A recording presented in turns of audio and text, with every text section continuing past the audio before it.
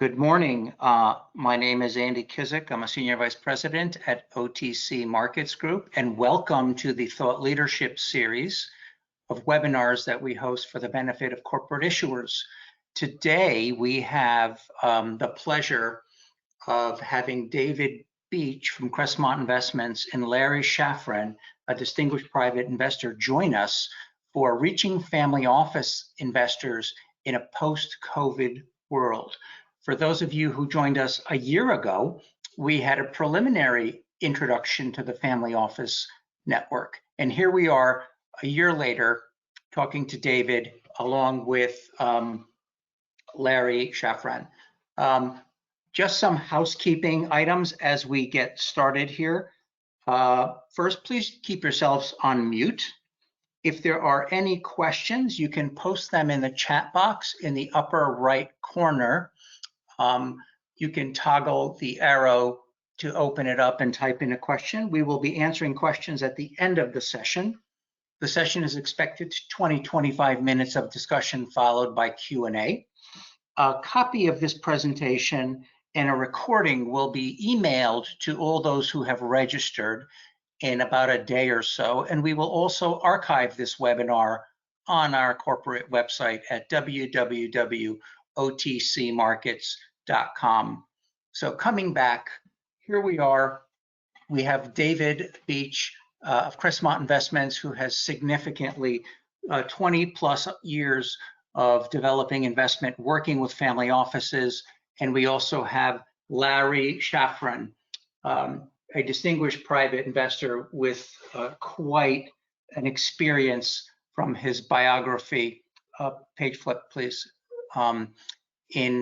In private investing, identifying investments, and David and Larry will share some of those experiences with us, and we will continue.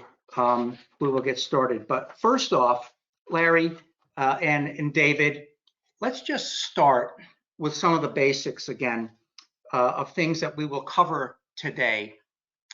And I think that I want to turn it over to you. And David, if you would just give us kind of a brief starting point from what is a family office and how does their investment model work? So David and Larry, please.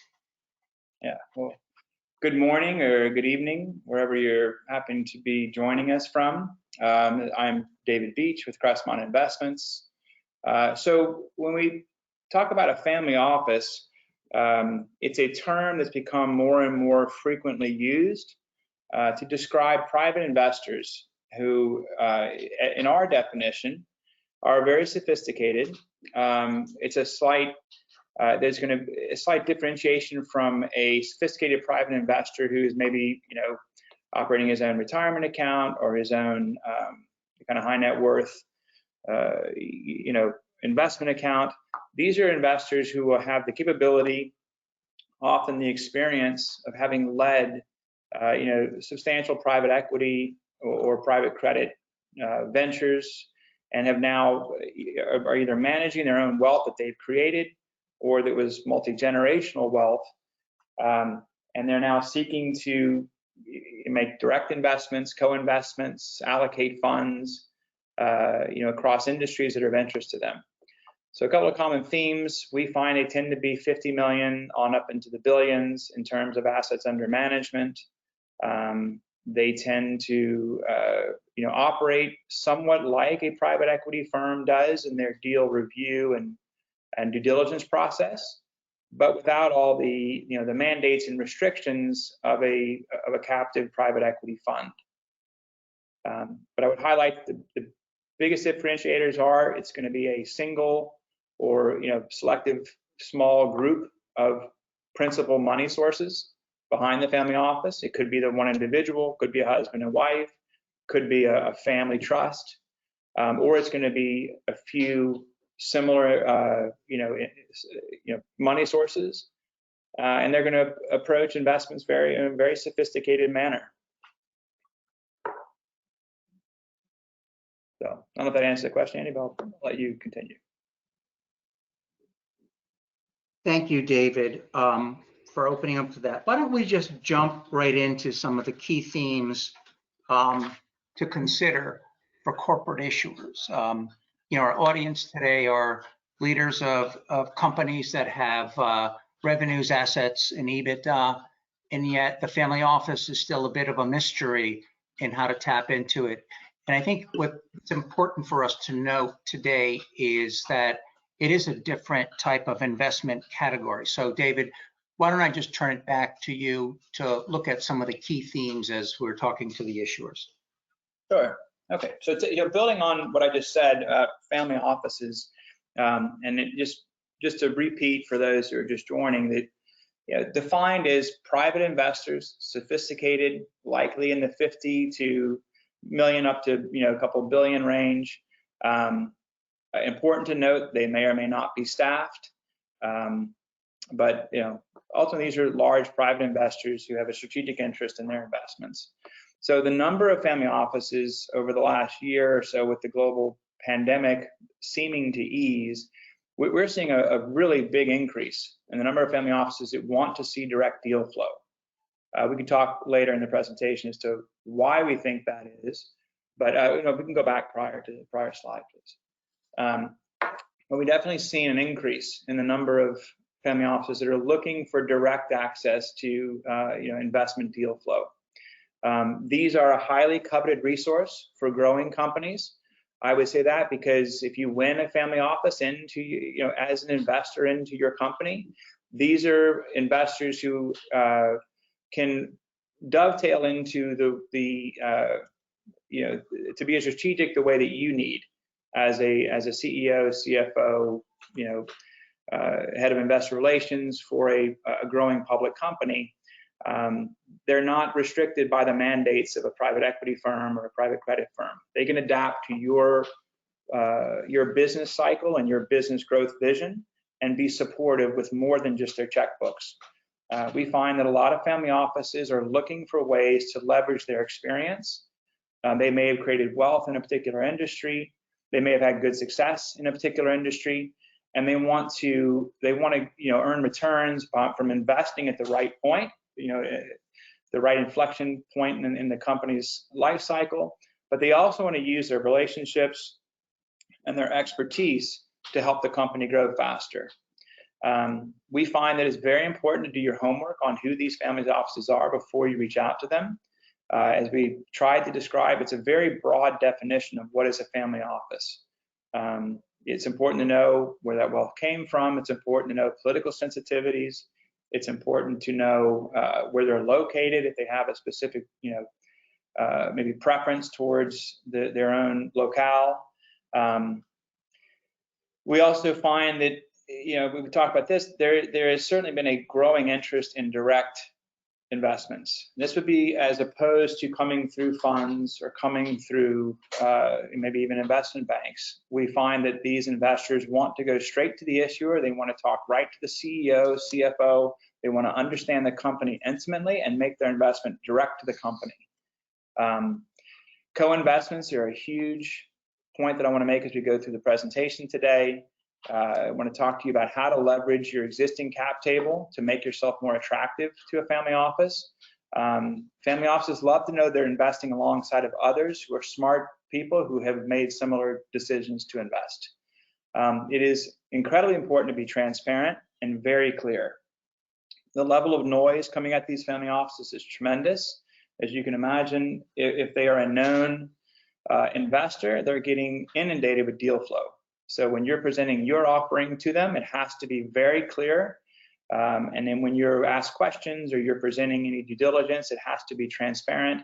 Even the hint of impropriety or fraud or litigation risk or things that you're not disclosing, if they find out later, they just won't answer your calls. There's too many other deals for them to look at. And their interests in what types of companies that they want to invest in is driven by the principal's interest. Principal meaning the actual family or family member, a trustee who's leading the investment. It's not driven by macro drivers. Just because some area of the market might be cool or on the front page of the Wall Street Journal or the feature on CNBC doesn't necessarily mean that the family office is going to care. They're going to have their own view of the world and their own view of what interests them. Sorry. So we can go to the next slide, please. So a couple of basics to go over just for everyone's edification. Within the family office universe, there are estimated to be over 3,000 family offices in America alone, roughly 1,700 or so, across Europe and Asia. It's hard to pin down that number exactly, but that's the current estimates we've seen. Over 1 trillion in assets under management. As we've described, they do differentiate themselves from private equity or credit firms, and they, in almost all cases, were launched to more professionally manage, the significant wealth of a individual or a few individuals or a family or a few families. They all, in all cases, they're originating from substantial wealth creation, whether it was, 1, 2, 3 generations ago, 100 generations ago, or whether it was the current, principal, as opposed to a private equity fund that's getting their capital from, endowments or other large investors. They are well educated. We find this consistently. It is rare, whether they are formally well educated, coming from a major Ivy or a major private equity background. These are smart, sophisticated investors. They could be the first generation, they could be multiple generations. We spoke about that. And they're always looking for opportunities to grow their wealth. A key theme is they want to grow it while protecting it. Unlike they are not risk averse, but they do want to know that their principal has a reasonable shot in hell of coming back to them in a worst case scenario. But then it ranges in size from 50 million to multiple billions. We spoke about that. So we can go to the next slide, please. So types of family offices, and we'll just close over this real quickly. Single family versus multifamily versus, I would also say, advisory. Important to know, single family office, just like it sounds, it's one source of capital. Multifamily could be multiple sources of capital, but they're all going to be private individuals. It could be that one family office started, or one family started their family office. Friends, colleagues found out and said, we like that, we like what you're doing. Do you mind if we put some money alongside of you and you help manage it with your team? And that ends up becoming a multifamily office. It's not always, readily apparent, which is a single family, which is a multifamily, until you kind of dig in, do some homework, and speak to them. Advisory groups are important to differentiate between family offices. Sometimes it's hard to tell. Sometimes, people put themselves out as a family office when they're really an advisor to other family offices. So just important to differentiate. Important to know the source of their wealth. Are they staffed? And who are you dealing with? The principal or a staff member? So next slide, please. Motivations. As you look at your offering, your motivation is going to be to get money into your company for your use of proceeds. It's very important to know that when you're going out to present your offering, what are their motivations? If your motivation is to grow a tech company that disrupts, a certain industry, and you're presenting to a family office that made their money in food management or agriculture, you're wasting your time and their time. So it's important to know the motivations behind the family office you're speaking to. And if they align, you're going to get a lot of traction in your conversations. I would highlight that trust needs to be earned. This is a relationship building process. We often will spend, months or, extended periods of time getting comfortable and becoming familiar to a family office, so that they know when we presented an offering to them, they know it's worth listening to. We haven't wasted their time with long, winding emails, complex presentations that just kill their time without them even knowing if it's something to be, to pay attention to. We joke and compare raising money from a family office is like borrowing from your uncle. He wants to make money. He wants to see that you're going to, grow whatever you're doing with the money he gives you, but he also wants to see the money come back. And a lot of times it may be that there's multiple investments. and you're getting one offering, you're returning the principal plus return and turning around for the next offering.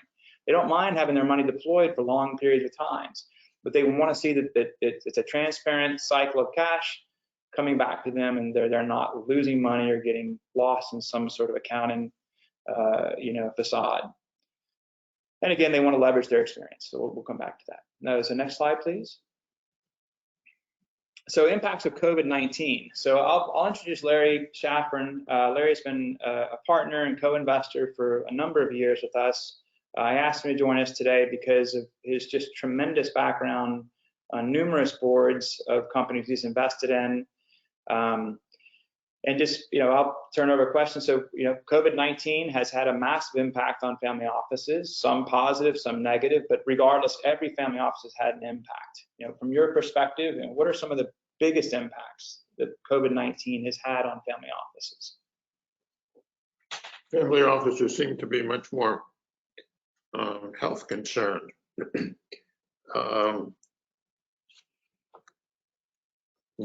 Family offices have always been health concerned because there's often someone in the family with a heart condition or something that is equally concerning. COVID has highlighted everyone's vulnerability, not only on a personal level, but just a total level in terms of what's happened to economies across the country. So the focus has changed slightly, and there's an abiding interest in health-related opportunities for obvious reasons. Yep. From our intermediary perspective, what we've seen is that it's important to know if the family has been negatively impacted. We've seen a lot of family offices significantly hurt in their liquidity by exposure to real estate or things that have been adversely affected by the COVID-19 pandemic. But we've also seen a massive increase in new family offices looking for deal flow.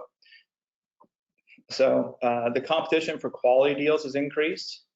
There seems to be, if you're reaching out to a family office and you're presenting a compelling, succinct story, we're finding that there is good traction. They will get back to you. They are interested in learning more because they see that they're competing now as more family offices are getting more transparent.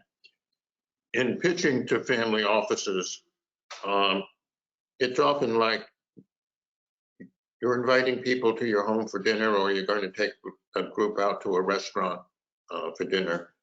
And so it's important to understand who's allergic to what, whether they have preferences or allergies, because you don't wish to waste their time. And it's often important to understand where the office has its roots and what are its preferences. You don't want to try to jam something down their throat when it's not appropriate. It's also true that there's a distinction between an interest in making money and a fear of losing money. Shlomo Maital, who used to teach economics at Princeton, wrote a book called Economic Games People Play. And for the most part, you'll understand that family offices are interested in preserving wealth and not reaching for unusually risky deals. It's very important that there be a reasonable upside and a company that's scalable, and it's not a crapshoot. Yeah, agreed. Another impact we've seen is that the work from home has impacted the ability for family offices to focus, to review, just like all of us have experienced. You and your management teams may be working from home or working remote. It impacts your ability to sit around the table and talk about a deal. So the more that you can accommodate for that in the way that you're presenting your offering to a family office, or the way you're trying to reach them, we find to be a real clear differentiator. And I'm happy to give some examples. So I guess we can go to the next slide. So when presenting to family offices, you need to be clear. We find time and time again that we get long-winded investor presentations that make sense to the issuer but don't make sense to a third party, or they take some brain power. And if you're presenting a deck or a teaser or an email to a family office, and if you put yourself in their shoes and you get the sense that they have to stop what they're doing, sit down with a pen and paper and read your deck in order to understand the investment pitch to them, you've already lost them. You've got to be able to give it to them in a pretty little spoon, easy for them to swallow and understand, okay, this is why I should pay attention and take the time to learn more. Yeah, the presentation should contain 3 principal factors or 3 paragraphs. The first, of course, is an understanding of the situation. The second is what is required. What is it that you're asking? What is the ask? And most importantly is the third piece of this: why should they do it? What's in it for them? And explaining, the background, what's required, and why it should be done are 3 essential elements of any presentation that we make or proffer. It doesn't waste anybody's time. Yeah, and that is incredibly important. It's not to belabor the point about being clear and succinct, but you need to be clear and succinct. We often get presentations where we're even putting through the presentation and we still don't know, how much money do you need? Why do you need this money? What does this do for the company? What does it do for revenues? We'll find presentations be long-winded in why their investment, their product or their service or their corporate approach to a new industry is the best thing ever invented, and yet the investor still doesn't know, well, how much money do you want? And why? And what is it?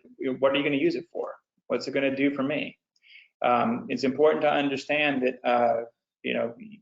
family offices, can be $500,000 investors or $50 million investors, and you may not know exactly until you've done some homework on the company.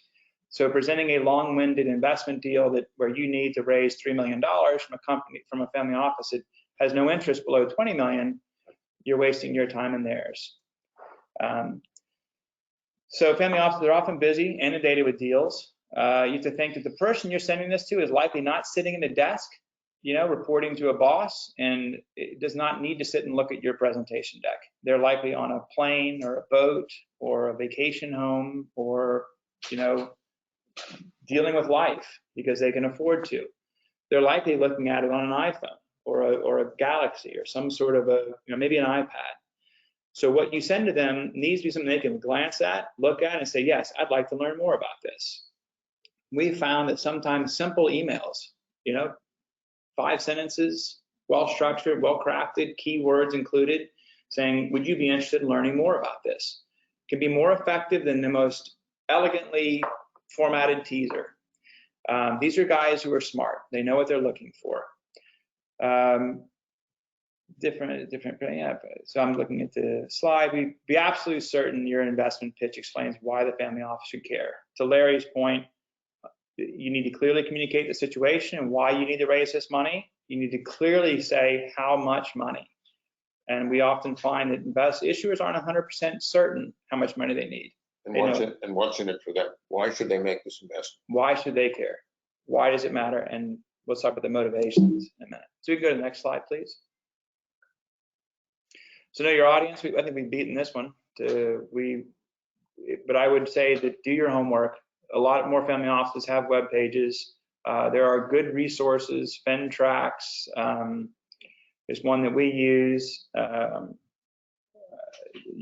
Real Deals. I'm trying to think some others. I mean, they're just researching the news articles right at the family offices. If you find out about a family that you think is active in a space that your company operates in, go look up the principles of the family office and see if there's any recent news on them.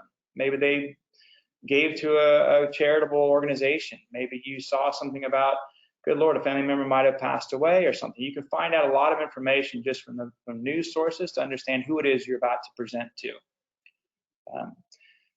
So next slide, please. So in summary, we would say that the family office world is growing every year. It has grown a lot since COVID. We find more often than not, family offices have done well through COVID. And they're looking for opportunities. They're hungry for new deals. They want to. There is almost a sense of, I got to find a good deal for me now before the window closes and everything gets back to normal. You need to understand their wealth background, their investment interests, their social concerns, I would say political interests, and whatever current mandates they do. As a firm, we routinely reach out to the 400 some odd family offices we talk to, just asking for updates. What are you interested in seeing this year? Where are your areas of interest? Not to exaggerate, we'll get a response back. Hey, I just had a baby. I got no time in the world, but if you can I'm interested in this type of company. So know who you're speaking to. This is a very cash-rich, liquid capital resource. Identifying family offices, they have the funds to invest. You've got to cut through that noise and explain why your deal is the one that makes the most sense for them and why your team is the right team that can, they can take care of their money and grow the investment.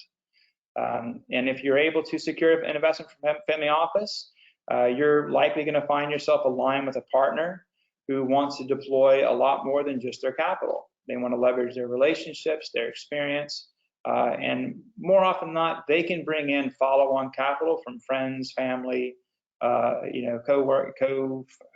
co-investors to meet whatever your financial growth needs are.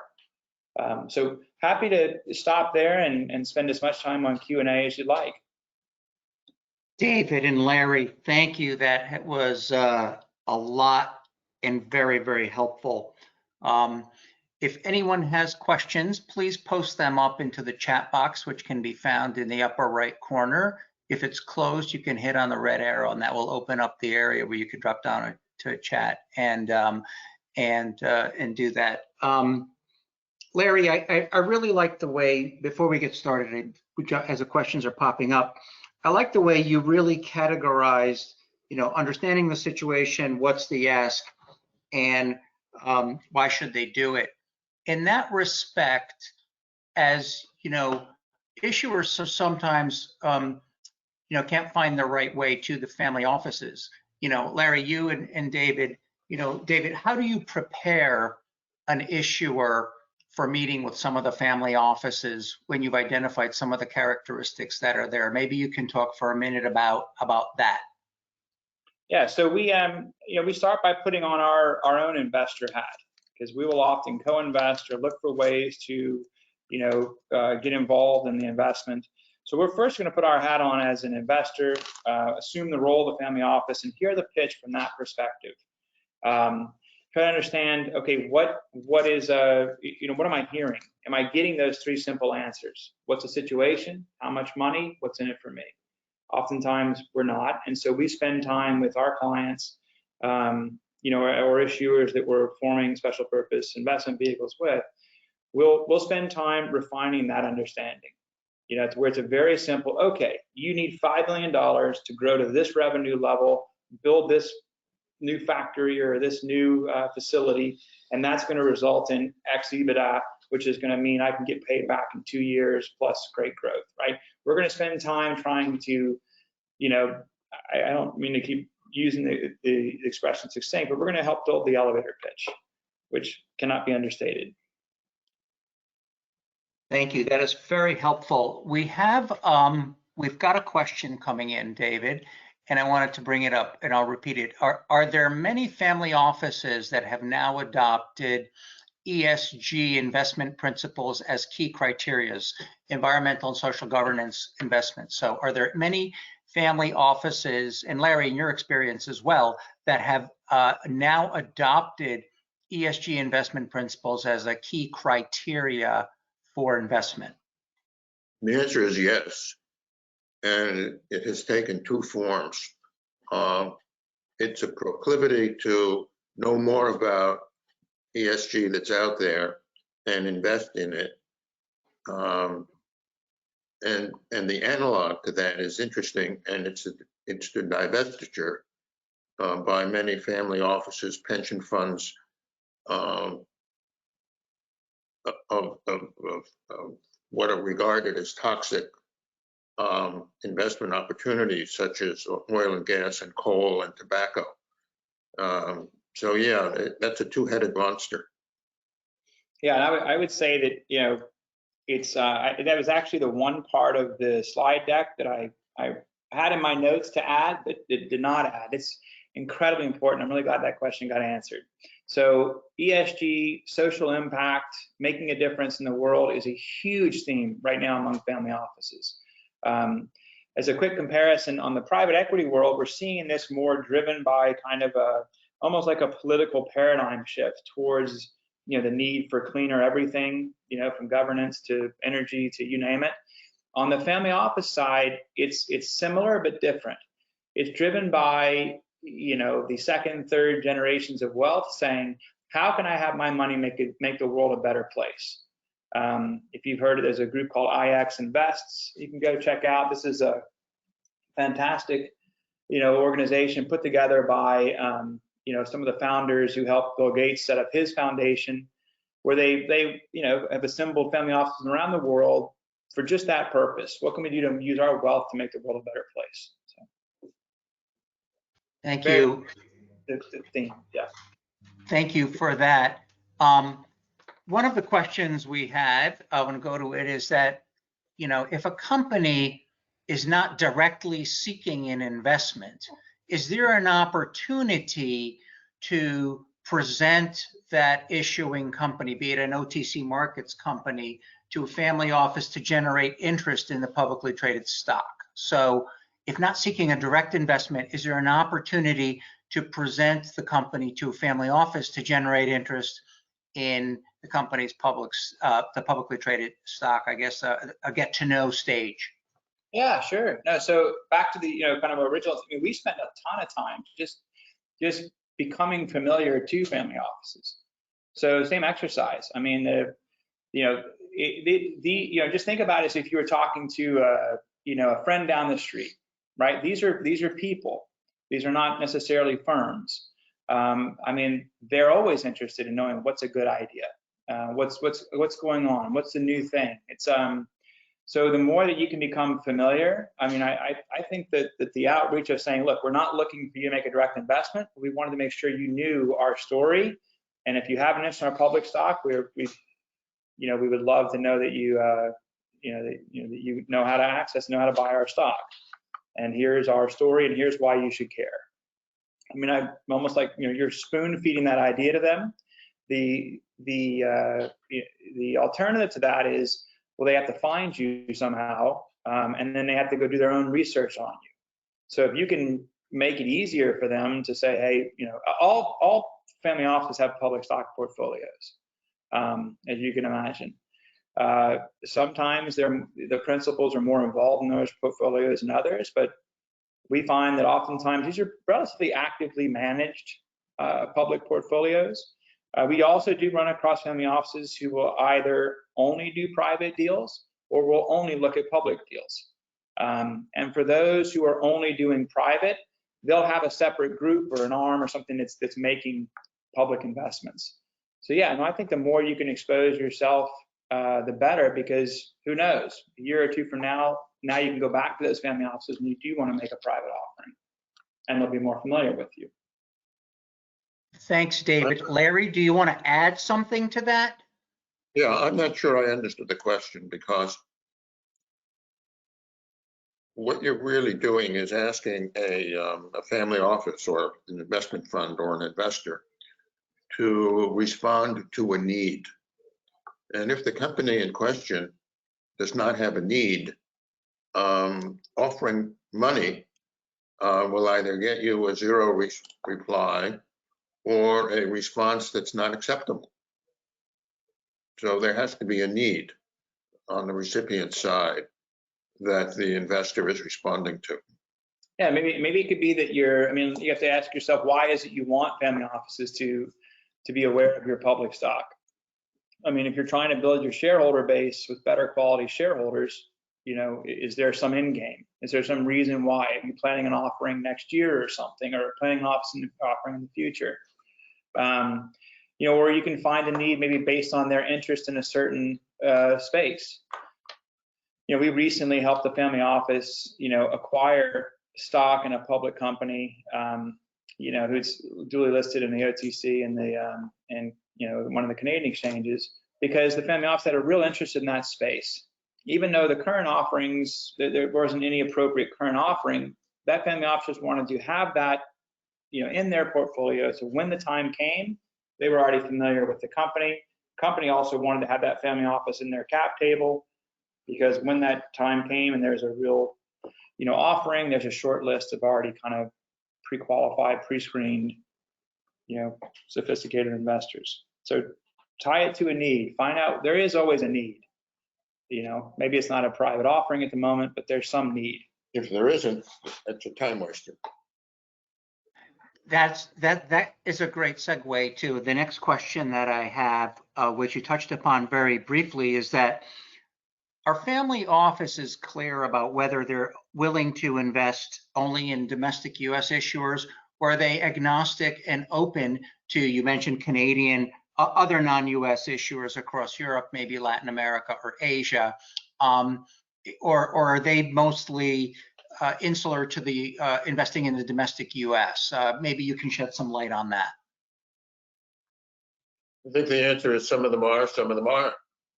Yeah, family offices are global. I mean, most of these kind of investors are, I mean, it's going to be some of the obvious things, like maybe some more at-risk countries they're going to shy away from. But in a developed nation with a market, they're probably going to be wide open to hearing a good idea. And then I would come back to the earlier comments about their interests are going to drive that. If they're interested in, new forms of electric aviation, they'll go wherever the electric aviation company is based, or some other disruptive technology. So it's a long extension. David, you mentioned that there was an OTC company that you invested in. So is it fair to say that the family offices are open and can be attracted to investing in companies on OTCQX or OTCQB, subject to meeting a criteria of having, a certain amount of assets, revenues, and EBITDA? So do family offices attract themselves or look for the gems in the space? Maybe you could talk a little bit about that.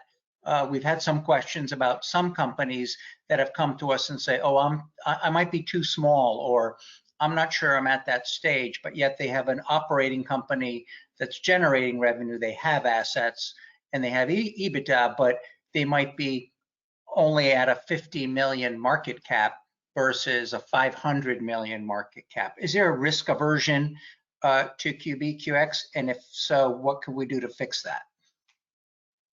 That's a loaded question, David. Yeah. So I mean, the right answer is the more. So back to the earlier comment. So if they have a strict no public portfolio because they're outsourcing their public, investment, well, then maybe that's not going to go anywhere anyway. But more often than not, we find that the more transparent, the more credible from a third party, review. In other words, if they're QX, obviously they're going to probably be viewed, better than QB or Pink. But QX or QB, I would think that, the investor, a lot of times we see they might be more interested in making a private investment into that company that has, equity upside from the public stocks. It's going to become more of a question of volume, at that point. But if they're transparent financial disclosures, that's going to go a long way to help the company, the family office, whether they have an interest in coming in privately or through a public, a purchase of public stock. It helps them not worry, because they don't have to. They know you're transparent. They know you've been audited or, gone through financial disclosures and current with your releases and disclosures. So the more transparent, the better. The more information is out there that they can validate, the better. So yeah, I don't know if I answered that question, but yes. Larry, do you have an anecdotal comment to that for investing in OTC QB or QX issuers that you might want to add as a seasoned investor? No. I think that David covered it. David covered it. Got it. Okay. David, you mentioned there are some ways for corporate issuers to find information about family offices. Are there some channels or communication channels or maybe potential websites to help the corporate issuer at least initiate a targeting venture into family offices? Are there some publicly available resources that you might mention? Yeah, I mean, I'll tell you what I do. So we, outside of, kind of the pre-COVID shaking hands, networking, we spend time where the family offices are, right? Newport in the summers, Palm Beach in the winters, various places like that. I mean, you got to think about where are those principals? Where are they, right? I mean, outside of the kind of, we could go through normal physical networking ways to meet family offices, but those are not as necessarily, going out with your business card in hand to a conference, whatever else, or to a golf course, whatever, may not be the best way, because you're usually catching someone on a downtime and they're looking to learn. They're not really looking to be solicited. So I find online research is easy. I mean, nowadays with what you can search, just a simple Google search, you can find out a lot. FinTrax is a platform we've had a lot of success with, that we've used. It's a subscription-based platform that gives you pretty good information on family offices. But a lot of times we have to somewhat roll up our sleeves and do our own homework. For example, if we're looking in a particular industry and we know of some names that have been more prevalent investors in an industry, well, we'll start to just look for those, are there family offices associated with those names? Sometimes we're having to dig in as far as going into a news article that describes, oh, so-and-so made an investment. The new company will be called XYZ. So then we start researching that company XYZ to kind of get behind the scenes to find, okay, well, who is that company? Where are they based? And then we're trying to do soft reach outs, and we'd like to get to know you better. We're happy to share deal flow. And yeah. Sometimes that's a difficult question to answer, because some family offices don't want you to know. They prize their privacy. Other family offices often ask, who are the other investors, and can we talk with them? And we respect the privacy wishes of those investors that wish to discuss their investment opportunities with other family offices, and we respect the wishes of those who insist on their privacy. Larry and David, thanks for that. This is kind of coming towards the end of our time. And David, I wanted to just mention that you and I have talked about this, and it's a good time to mention it, that we are exploring a way to create a workshop to help corporate issuers. Can I ask you to talk about that for a minute, and how that might look? Maybe you can expand on that. This is targeting the types of companies that are on this call, but to help them navigate the family office network. Maybe you can talk about that for a minute. Sure. So the origin of this idea was, and we did this webinar last year, we had more responses from interesting companies than we could properly sift through. So we were thinking about it as we go into this conference, how can we how can we not lose those opportunities? Because there's a lot of great companies on the QX and QB. There's a lot of compelling stories. We find that family office interests are very, can be very fragmented, and connecting those dots means everyone gets transactions and value and growth. And so how can we do that a little better? So our normal process when we, engage with a client, a corporate issuer, is that we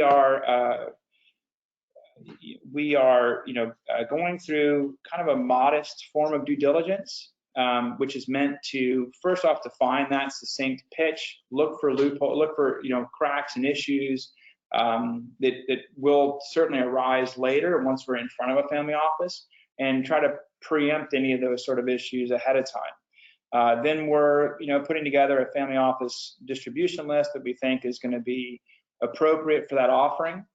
And then we're taking our clients out to family offices on a tailored kind of one-by-one basis to present their story to these family offices that we've been cultivating relationships with.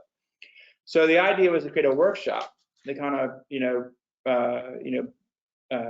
fast tracks that into a 4-week series of sessions where we go through, starting with the corporate issuer's current materials, their current financial model, their offering parameters, and their pitch, with the goal to get to that simple 3-step: what's the situation, how much money do you need, and why does it matter?